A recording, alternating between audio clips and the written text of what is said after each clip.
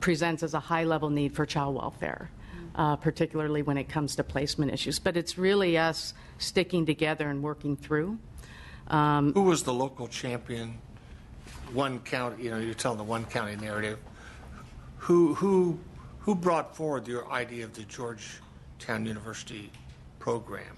I would have to credit probation. So Assistant Probation Chief Mike Shores had gone through it several years back when we were working together in mental health. And so as we were trying to select a model, he spoke very highly of it. He has a relationship with Shea Bilchek, who directs it out there. And so he talked with them and said, would you have us? And they said yes, and invited us out. Wow. And so I would say, Mike Shores bringing that model up, and really the leadership of our presiding judge of the juvenile court, and wanting to make changes within our systems, both sides, because she oversees both dependency and delinquency, to do better by our youth and families. So as we move forward, we also brought in our other partners. So our Children's Law Center, who represents children in dependency court, public defender, the district attorney's office, and again, bringing in some partners from our community that provide services for us. All of that was critical to really figuring out how is it that we're going to move forward. And I think part of the commitment that's important is not only to communication, but being willing to work through those and having those hard conversations. Again, you get the district attorney that's advocating for one thing, and the public defender, and then a different perspective also from the Child's Dependency Council. More in alignment usually with the public defender as far as how do we serve what's best for this youth.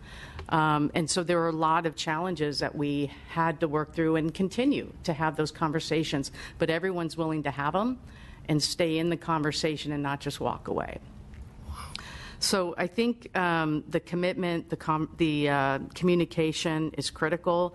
The information sharing that Mr. Chan spoke to, and I think there's two. There's the data collection piece, which we are working with Georgetown and have established some ways for us to do it locally until and if the state comes out with a magic system for us to do that, but in a way that didn't lead to more duplication of data entry.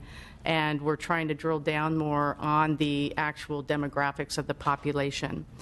But the information sharing, also developing data sharing MOUs with each other's systems, and it's child welfare, probation, behavioral health, and County Office of Education that have all joined in this effort.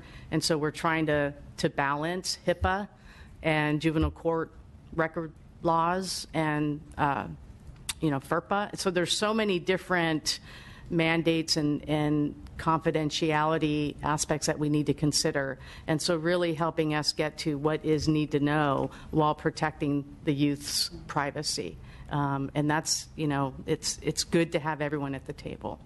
I appreciate we also have Youth and Family Voice as part of our implementation committee, and commend you for having Youth Voice here on all three panels, because that's critical to making system change that is going to be helpful for those that we are serving.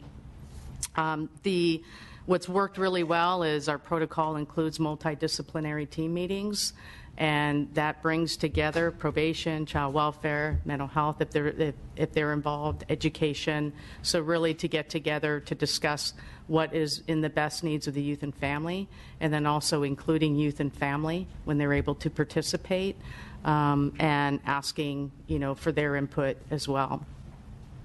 Couple of challenges is right now we're doing a lot of work at the leadership level as we're troubleshooting and identifying gaps. And the reason we've done that is part of it is building trust within systems.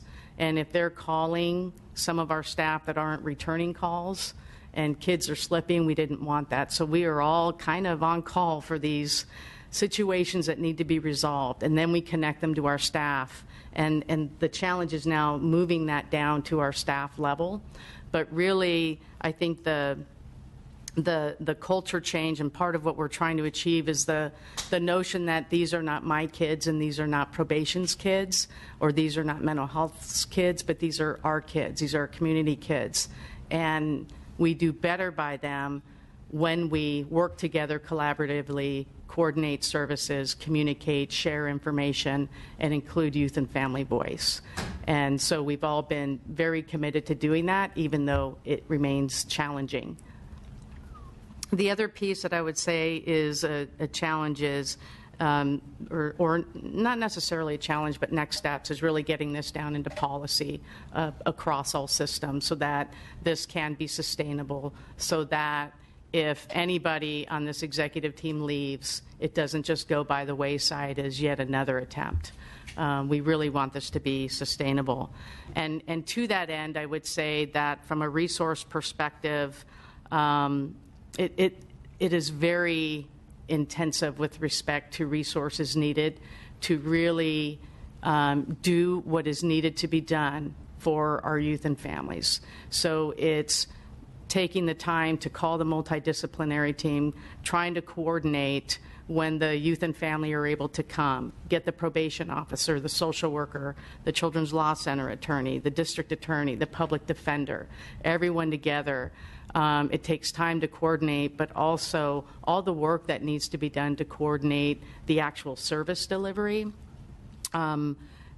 These youth are more vulnerable. I think all our foster youth are vulnerable, and when they start touching the probation side, there's an increased vulnerability, and the trajectory, the impact longer term is not a good one. So for us to really invest, we're trying to figure out how we balance caseloads to allow the work that needs to be done to be done. So I think, overall, again, from Sacramento's perspective, adopting the Georgetown model, but really having the high-level commitment and the willingness to do the hard work, to roll up our sleeves, to move forward, has also prepared us to address the commercially sexually exploited children, because that's kind of that's a subpopulation of this crossover youth in some respects. So we have worked very closely, and we have our CSEC protocol, and we're developing our crossover youth protocol, and now looking at the areas in which they intersect. And I think it's also helped prepare us for continuum of care reform, because I think that has a potential to have some really positives. But as Mr. Chan indicated, placements are such a critical issue, not just for Sacramento County, but across our state. And so if we aren't able to develop sufficient capacity, then my fear is that these youth and children will continue to bounce from placement to placement, which we know leads to worse outcomes down the road. So, and then just in closing, I think overall, again, as Mr. Chan said, they're not dual status or dual jurisdiction, and we aren't as well, but we are committed to getting to the end goal. So we don't disagree with the notion of dual jurisdiction. It's the how, and how do we get there in a way that works best at the local level and that allows flexibility and considers the needs of each county. So, Michelle, are there very impressive testimony, and I really appreciate your kind of going through what the county did and hearing of your sort of leadership, Michael, to kind of have this idea and promote it. Are there obstacles that, for me sitting here as a state legislator who represents the county and with this committee, obstacles that complicate enterprising counties like yours trying to reinvent how you deliver the services, and any obstacles I don't know about that maybe we could try to think about addressing? I think there are inevitably obstacles as you try to take on anything that is going to make improvement. I think some of the obstacles right now are, I would say, placement. It's just our placements are so challenging. And it's just something that we have to address, and I think every county is trying to address capacity. But as Ms. Lemley said earlier, and I love that youth vote with their feet. And if they're not getting what's meeting their needs, they're going to go somewhere else. And we see that with this population. Youth who run, they're not getting what they need at the group home or foster home. So we've got to do better in developing capacity and equipping our foster parents and group home providers, again, from a trauma-informed perspective, to understand this population. And that often, you know, we tend to want to label, well, they're a probation youth, or they're a CSEC youth, or they're, and then we have these expectations, and we need to consider more carefully just developmentally where they are, and they're doing what they should be doing developmentally. So I think that's it. I think a big obstacle is just having that shift culturally, and the willingness to work across systems and with Child's Counsel, with the public defender, with the DA's office in order to advance and move forward on what's best for the kids. Yeah. And if the expectation becomes a label, that it's a limiting label, that's not good. You know, and yeah. Right. We don't want to go just for compliance. And if we're told this is what you have to do, then we're going to figure out, okay, how do you do it versus the quality. And this is where we want to get. And then for us to figure out what's the best way for us to get there, and how do we leverage local resources in order to do it. Yeah. This is making me think of a quote that comes out of American business that relates to innovation. And I'm just thinking about actually how it is that one person in a county sort of knew about this program and starts promoting it, and then we send a team back there. And just the work involved on behalf of kids. You know, you could easily let your life be untroubled and not worry about this stuff. But so here's the quote. A person has to live and sleep with his business if they want to make a go of it. Always on your mind. You have to take it home with you at night so you can lie there in the darkness, figure out what you can do to improve it. In fact, you have become sort of a nut about it. Now, I thought of you, Michael, when I thought about this next line. In fact, you have become sort of a nut about it, so they become so enthused that you will bore your friends talking about it. Somehow you carry the idea of the Georgetown program to your friends and colleagues in the county. You have to be this says a one-man crusade, but a one-person crusade. But I think the idea of, you know, people who want to be a change agent, you do sort of have to just be, you know, thinking about one thing and pushing it and drilling down deep on the data so that other people can put that into their process and think about it and be shocked about the you know, when I first hear about this thing, well, that just sort of gives you a pause, and then you realize across the whole population, extra 17 days, holy cow, we need to do something about that. It just takes a lot of persistence and probably, you know, laying awake at night just thinking about, well, how am I going to deal with that thing? So, yeah, thank you very much. Thank you for your outstanding testimony. Thank you, Michael, for being here and for your initiative. So now we're down to Michael Morales, our third subject matter expert from the School of Life. So take it away, Michael. Thank you for being here. Okay, thank you. I'm just going to keep it short and sweet.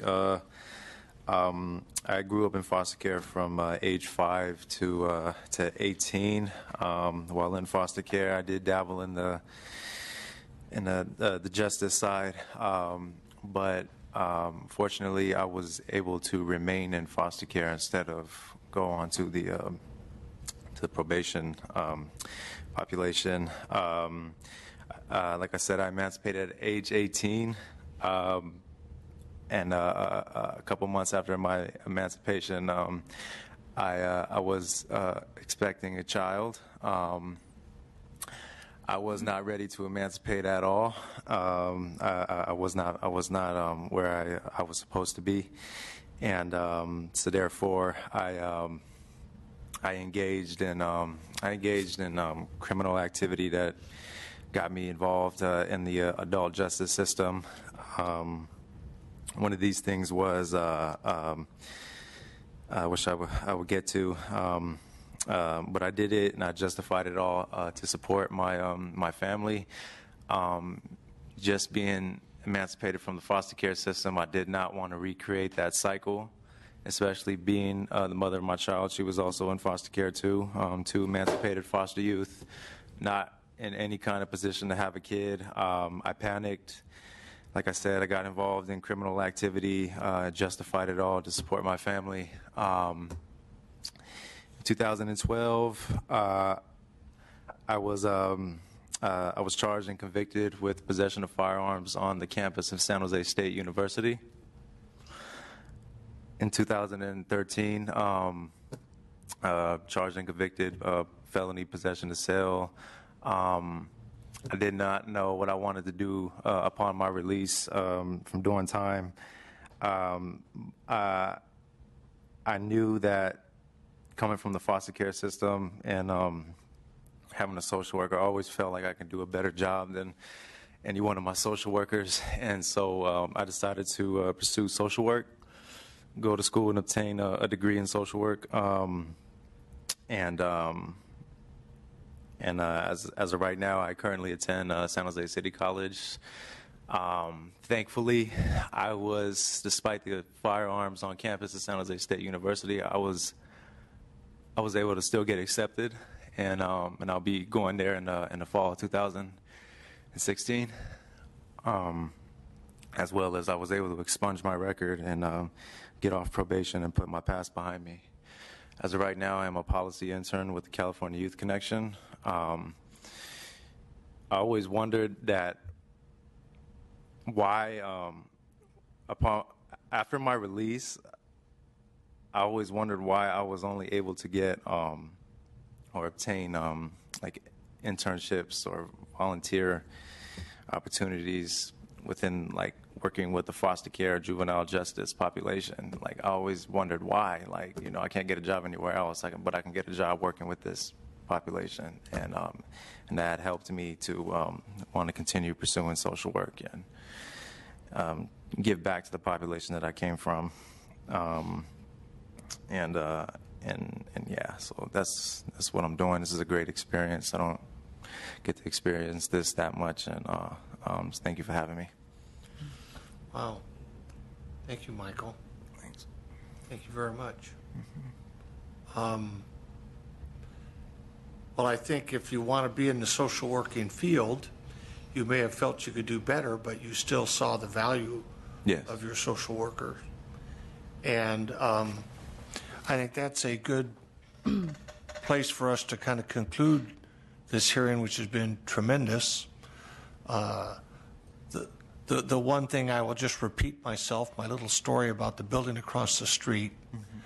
I think it is awesome that we memorialize as exactly the type of person our state needs are people who felt in their life didn't have it easy, had all kinds of obstacles in front of them, and they sort of had to claw their way up the mountain. Bring me people to match my mountains. I think it is profound how the challenges we deal with equip us to accomplish greater challenges. And so I just commend you for just forgetting what lies behind and pressing on for what's in front of you with your education. And I had shared this with Frankie, and I had asked Frankie, well, Frankie, have you ever heard the story of David and Goliath? You know, and the David is actually a little boy whose job, his work, was being a shepherd. So he's this little boy. He's the youngest in a series of brothers.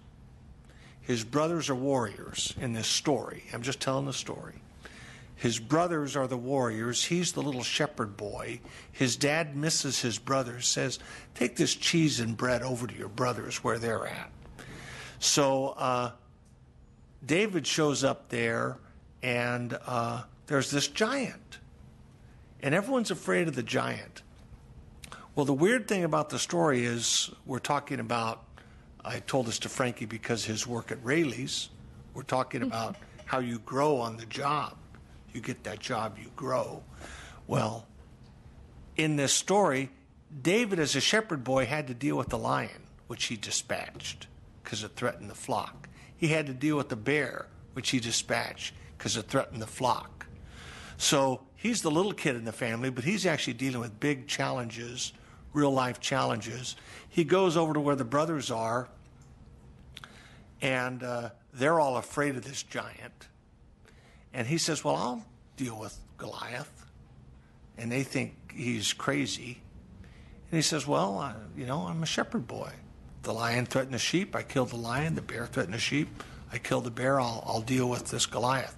It's very true to life, actually, because the brothers put him down.